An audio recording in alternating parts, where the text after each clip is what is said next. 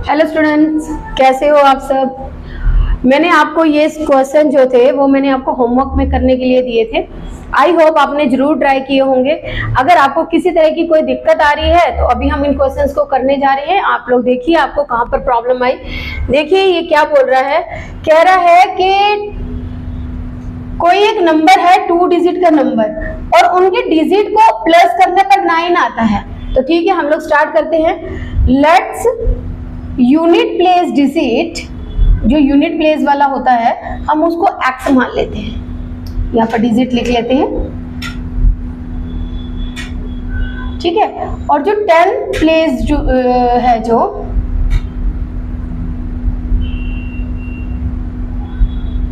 उसको हम y मान लेते हैं। तो वो जैसे बोल रहा है हमने लिख दिया एज क्वेश्चन से, ठीक है ना। यहाँ पर लिख देते हैं हम लोग एज क्वेश्चन से।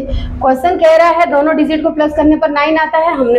हमारी ये पहली क्वेश्चन बन जाती है, करेक्ट। अभी वो कुछ और भी बोल रहा है, वो कह रहा है आल्सो 9 टाइम दिस नंबर। अच्छा, पहले तो हमें नंबर मेक करना होगा, तो पहले हम लोग नंबर फॉर्म कर लेते हैं। नंबर कैसे मेक करेंगे, देखो जो 10 प्लेस वाला है ना उसको 10 से मल्टीप्लाई करेंगे और उसमें यूनिट प्लेस वाला प्लस करेंगे। अब यहाँ पर भी बच्चे बहुत गड़बड़ करते हैं, देखिए, क्योंकि हम इतने सालों से बच्चों को पढ़ा रहे हैं तो हम इस बात को अच्छी तरह से जानते हैं कि बच्चे गड़बड़ कहाँ पर करते हैं। बच्चे नंबर मेकिंग में बहुत गड़बड़ करते हैं। अब देखिए मैम इसको 10 से मल्टीप्लाई क्यों कर दिया, अरे इसका रीजन है ना। देखो मान लीजिए हम लोग नंबर लेते हैं 26, राइट। तो ये यूनिट प्लेस है, ये 10 प्लेस है, तो 10 प्लेस को 10 से मल्टीप्लाई करेंगे, यूनिट प्लेस उसमें प्लस करेंगे, जब भी तो हमारे को 26 मिलने वाला है, जानते हो। तो यहाँ पर भी हमने 2 डिजिट नंबर लिया है ना बेटा। यहाँ पर 10 प्लेस वाला जो डिजिट जो आपने डिजिट लिया है उसको 10 से मल्टीप्लाई करोगे और उसमें यूनिट प्लेस वाले को प्लस करोगे, जब भी आपको नंबर मिलेगा। ये हमारा ओरिजिनल नंबर होगा, करेक्ट। अच्छा, अब आगे क्वेश्चन क्या बोल रहा है, अब हम उस क्वेश्चन की बात सुनते हैं। क्वेश्चन कहता है 9 टाइम दिस नंबर। अच्छा, इस नंबर को 9 से मल्टीप्लाई कर देते हैं।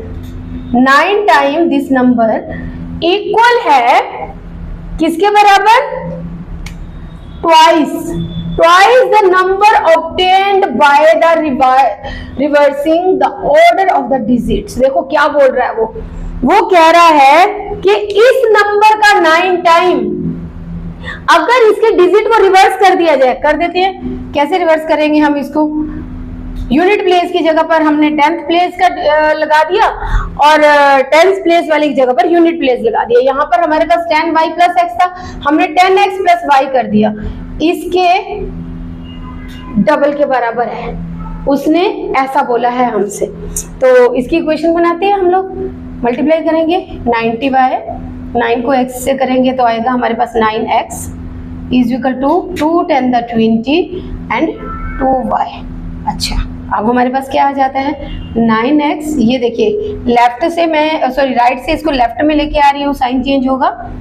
तो यहाँ पर मेरे पास y का है 90y, इसको लेफ्ट में लेके आ जाएंगे 2y इज इक्वल टू 0। कुछ ऐसा नंबर मिलेगा मेरे को, सॉल्व कर लेते हैं। 20 में से 9 माइनस करेंगे तो आ जाएगा हमारे पास 11x। अब देखो बेटा यहाँ पर बहुत ध्यान रखने वाली बात है, जो रकम बड़ी है साइन उसका आना चाहिए। तो यहाँ पर 20 बड़ा है तो हमारे पास माइनस का 11 बचेगा।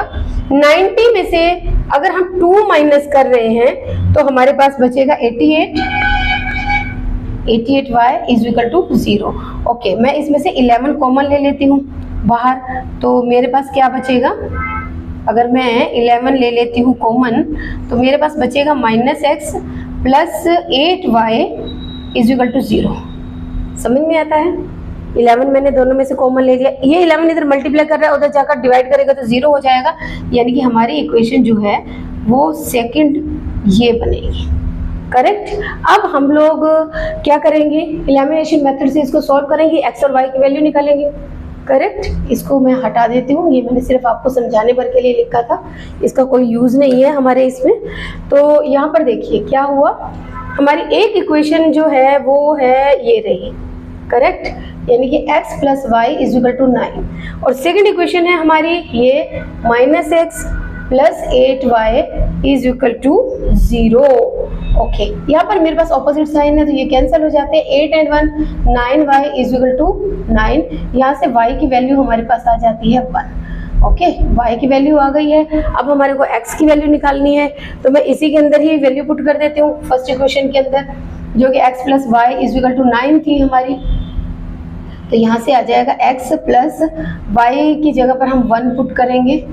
ठीक है, x इज इक्वल टू 9, ये पीछे जाकर क्या करेगा, माइनस करेगा। यहाँ से x की वैल्यू हमारे पास आ जाती है 8। देखो हमारे पास x और y दोनों की वैल्यू आ गई है। अब हम अपना नंबर उठाते हैं। हमारा नंबर क्या था, हमारा नंबर ये था। हमारा नंबर जो था, ओरिजिनल नंबर जो था वो क्या था, हमारा नंबर था 10y plus x. Okay, 10y की वैल्यू हमारी 1 है, पुट कर देते हैं। x की वैल्यू हमारी 8 है, तो हमारे पास आ गया 10 plus 8 is equal to 18। Correct, बहुत आसान क्वेश्चन है। थोड़ा सा आपको पेशेंस रखने हैं, थोड़ा सा आपको ध्यान से इसको देखना है। यहाँ पर जो बच्चे इतना टाइम से हम लोग देख रहे हैं, बच्चे जहाँ पर गड़बड़ करते हैं वो है इस नंबर मेकिंग को लेकर के। इस नंबर मेकिंग को, ये ओरिजिनल नंबर जब बनता है ना, इसमें बच्चे बहुत गड़बड़ करते हैं। गड़बड़ क्या होता है, गड़बड़ वो सिर्फ यूनिट प्लेस की डिजिट को और 10 प्लेस की डिजिट को लेकर के गड़बड़ करते हैं। बेटा यहाँ पर बिल्कुल गड़बड़ नहीं करना है। यहाँ पर आपको पेशेंस के साथ इस नंबर को बनाना है, और इस नंबर में आप लोगों को बनाते वक्त पूरा ध्यान रखना है कि आपका 10 प्लेस पर अगर y है तो आप y पुट करेंगे। अगर आप 10 प्लेस वाले डिजिट को x मानकर चल रहे हो तो वहां पर x पुट करोगे। अदरवाइज ये जो हमारा 18 आया है ना, रिवर्स हो जाएगा, 81 हो जाएगा। समझ में आ रही है तो नोट कीजिए इसे। ऑलराइट स्टूडेंट्स, जैसे कि आपको ये वाला क्वेश्चन भी होमवर्क में दिया गया था, तो आपने इस क्वेश्चन को सॉल्व करा होगा। आई होप बहुत सारे स्टूडेंट्स ने इसको सॉल्व कर भी लिया होगा। फिर भी आप लोग एक बार देखिए इस क्वेश्चन को हम लोग कैसे करते हैं। अगर कहीं पर किसी तरह का कोई प्रॉब्लम आया है वो भी आपका सॉर्ट आउट हो जाएगा, और आपको अगर कोई करेक्शन हुआ होगा वो भी पता चल जाएगा, अगर कोई डाउट होगा वो भी क्लियर हो जाएगा। तो देखिए ये क्वेश्चन क्या बोल रहा है, कह रहा है कि मीना जो है वो बैंक में गई है, उसने 2000 रुपये निकाले हैं। ठीक है, मीना ने बैंक से 2000 रुपये निकाले हैं। उसने कैशियर से कहा है कि उसको सिर्फ 50 रुपये और 100 रुपये के नोट चाहिए। ठीक है ना, स्टोरी टाइप क्वेश्चंस में यही प्रॉब्लम होती है कि आप इक्वेशन अच्छा बना रहे हो कि नहीं बना रहे हो। ठीक है ना, वो बोल रही है कैशियर को कि मुझे सिर्फ 50 रुपये के और 100 रुपये के नोट चाहिए।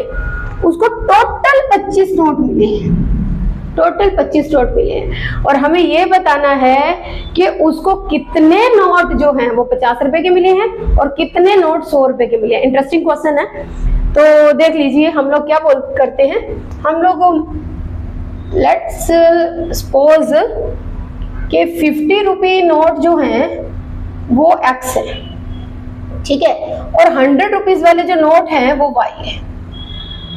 ठीक है, अब टोटल नोट 25 है, यानी कि इन दोनों को मिला करके 25 नोट है, ऐसा वो बोल रहा है। उसने बोला है, हमने तो नहीं कहा है। ठीक है ना, अब वैल्यू निकालते हैं बेटा। वैल्यू देखो, इस यहाँ पर गड़बड़ करते हैं बच्चे।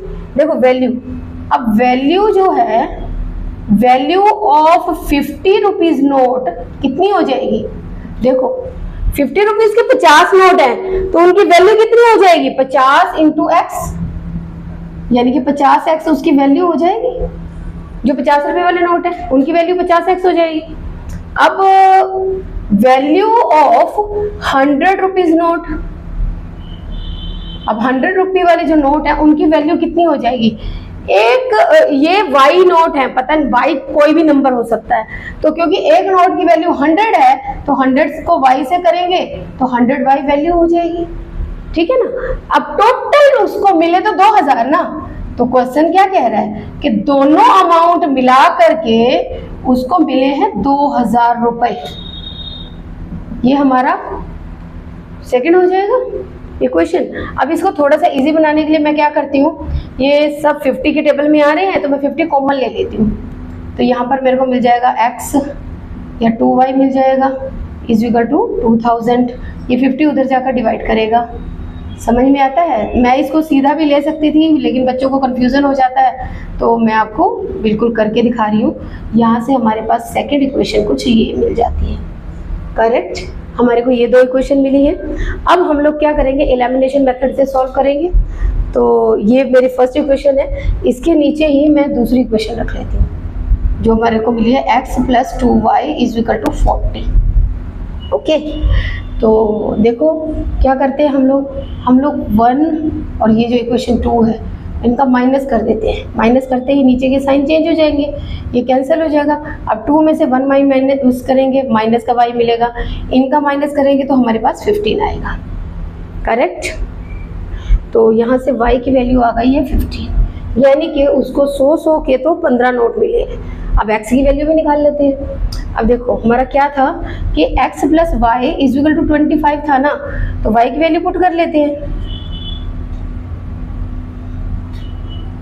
यहाँ से हम x की वैल्यू निकाल लेंगे, 15 पीछे जाकर माइनस करेगा, तो यहाँ पर हमारे को मिल जाता है 10, यानी कि उसको 50 रुपये वाले तो 10 नोट मिले हैं और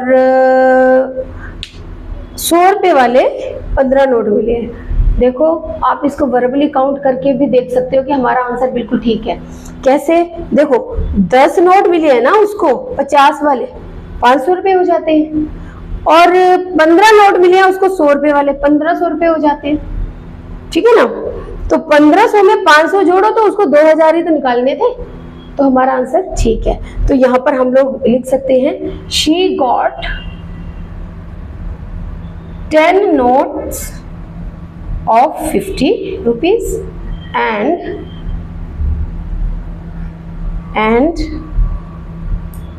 15 notes of 100 rupees। I hope आपको समझ में आया होगा, नोट करिए। ऑलराइट स्टूडेंट्स, अब हम नेक्स्ट क्वेश्चन को देखते हैं। ये क्वेश्चन जो है आपका होमवर्क में मिला था आपको। देखिए आपने उसको कहाँ तक ठीक किया है। अगर आपका आंसर ठीक आया है तो वेल एंड गुड, आप बहुत अच्छी प्रैक्टिस कर रहे हो। अगर आपको कहीं पर कोई दिक्कत आई है तो आप अभी अपने क्वेश्चन को मैच कर सकते हो और देख सकते हो कि कहाँ पर आपको प्रॉब्लम आई है, क्योंकि हम आपको क्वेश्चन पूरा एक्सप्लेन करने जा रहे हैं, तो आपका डाउट होगा तो वो भी क्लियर हो जाएगा। देखो इस क्वेश्चन में क्या बोल रहा है, वो कह रहा है कि एक लाइब्रेरी है, ठीक है, एक लाइब्रेरी है और उस लाइब्रेरी के कुछ फिक्स चार्जेस हैं 3 दिन के लिए। यानी कि आप लाइब्रेरी से कोई बुक लेते हो तो कम से कम वो आपसे 3 दिन के चार्जेस तो ले ही लेती है। तो हम लोग लिख लेते हैं, लेट्स हमारे जो फिक्स्ड चार्ज है, फिक्स्ड चार्जेस वो x है। अच्छा, आगे भी कुछ बोल रहा है वो, आगे वो कह रहा है कि वो एडिशनल चार्ज लेती है हर दिन के लिए अगर आप बुक को एक्स्ट्रा रखते हो। ठीक है, तो चलिए हम लोग इसका भी कर लेते हैं कि जो एडिशनल चार्जेस हैं, एडिशनल चार्ज वो मान लेते हैं कि y है। करेक्ट, अब देखो एक लड़की है सारिथा जो कि 27 रुपये पे करती है, 27 रुपये पे करती है और बुक को रखती है 7 डेज के लिए। अब देखो यहाँ पर बच्चे बहुत गड़बड़ करते हैं। मैं लिख रही हूँ एज क्वेश्चन से, स्टेटमेंट नहीं बना रही हूँ और डायरेक्ट इक्वेशन ही बना दूंगी। वो क्या प्रॉब्लम क्या करते हैं वो लोग, पता है क्या लिखेंगे, x + 7y = 27। देखो गड़बड़ हो गई। क्या गड़बड़ हो जाएगी यहाँ पर, गड़बड़ क्या हो जाती है, देखो ठीक है आपको बोला गया है कि वो 7 डेज के लिए बुक ले रही है, 7 डेज के लिए बुक ले रही है और 27 रुपीज पे कर रही है। करेक्ट, 27 रुपीज पे कर रही है 7 डेज के लिए बुक ले करके, लेकिन वो फिक्स्ड चार्जेस 3 दिन के तो दे चुकी है ना, तो 3 दिन के ये चार्जेस चले गए x, 7 में से 3 गए तो कितने बच जाते हैं, 4। तो अब 4 एडिशनल डे हुए ना उसके, 4 एडिशनल डेज, इन सब को मिलाकर के उसने 27 रुपये पे किए हैं। बेटा बहुत ध्यान से क्या बोल रहा है वो, 7 डेज 3 डेज के चार्जेस तो वो फिक्स में दे चुकी ना, 3 डेज के चार्जेस वो दे चुकी है। तो अब 7 में से 3 माइनस कर देंगे तो 4 डेज एडिशनल है, 4 एक्स्ट्रा डेज हैं तो 4 दिन और मिला करके उसको 27 रुपए देना पड़ेगा। ओके, आगे भी वो बोल रही है। एक और गर्ल है सुशी जो कि 21 रुपए पे कर रही है अगर वो 5 दिन के लिए बुक ले रही है, 5 डेज के लिए बुक ले रही है वो, तो वो कर रही है 21 रुपए चार्ज। अब मेरे को लग रहा है कि आपने इक्वेशन बना लिया होगा। 3 दिन के चार्जेस एक्स हैं, ठीक है ना। 5 डेज, 5 में से 3 माइनस करेंगे तो कितना बच गया, 2 एक्स्ट्रा डेज।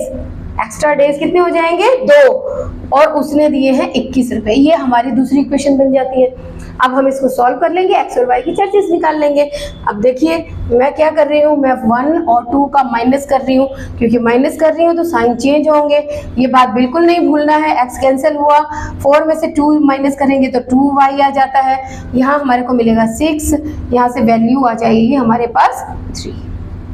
ओके, यानी कि एडिशनल चार्जेस जो हैं उसके पर डे के वो हैं 3 रुपीज़। अब हम लोगों को निकालने हैं फिक्स्ड चार्जेस।